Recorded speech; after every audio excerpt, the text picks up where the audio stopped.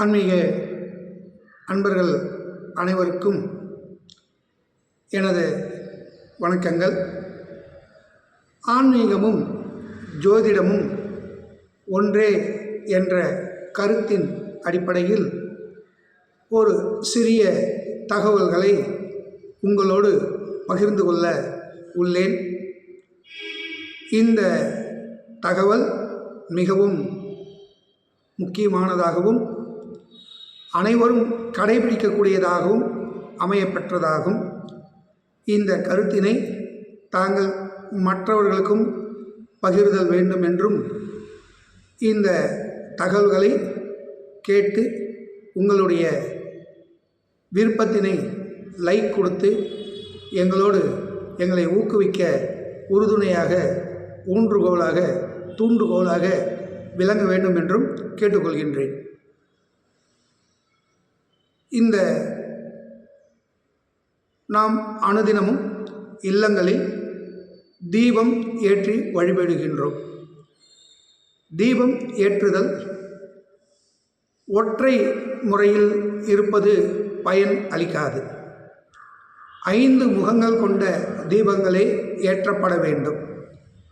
இந்த 5 முகங்கள் என்பது பஞ்சபூதங்கள் தத்துவத்தின் அடிப்படையில் அமைந்ததாகும்.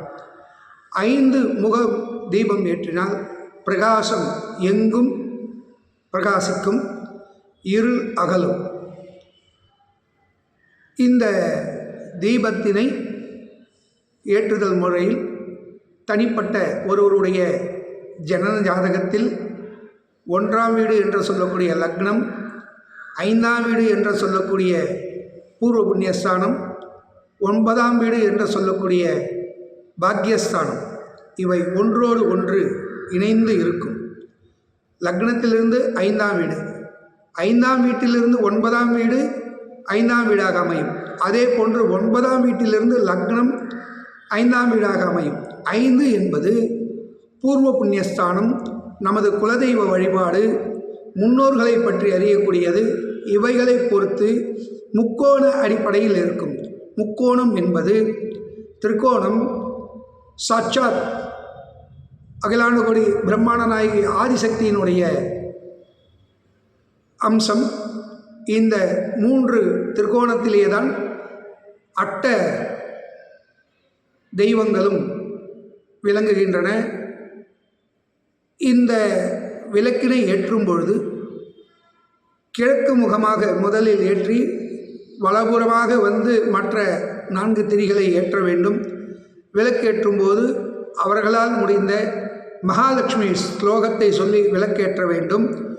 இந்த விளக்கேற்றும் பொழுது அந்த விளக்கிலே அசல் நல்லெண்ணெய் அல்லது அசல் நெய்யினால் ஏற்றப்பட வேண்டும். பஞ்ச எண்ணெய்கள் கலந்த எண்ணெய்களை உபயோகப்படுத்தல் ஆகாது.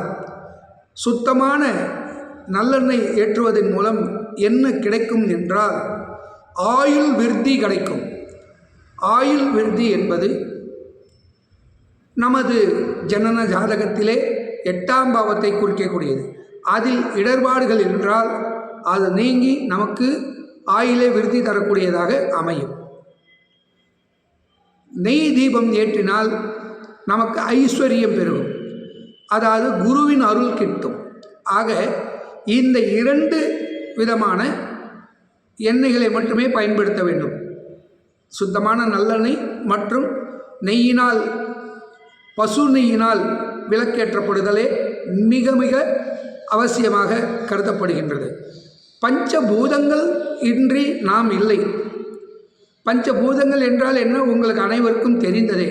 ஆகையினால் நம் மனதில் இருக்கக்கூடிய இருள் அகன்று இந்த தீபம் போன்று பிரகாசித்து நம் மனதில் இருக்கக்கூடிய ஐயப்பாடுகள் விலகி நல்லதை நினைத்து நல்லதை செய்து நல்லதையே அடைய வேண்டும் என்ற உட்கருத்தினாலும் நம் அகத்தில் இருக்கக்கூடிய ஒளியானது அந்த தீபத்திலே நாம் அர்ப்பணிக்கின்றோம் என்பதே இதனுடைய தாத்பரியமாக இருப்பதினால் ஆன்மீகமும் ஜோதிடமும் ஒன்றே என்பதை மீண்டும் வலியுறுத்தி கூறிக்கொள்கின்றோம்.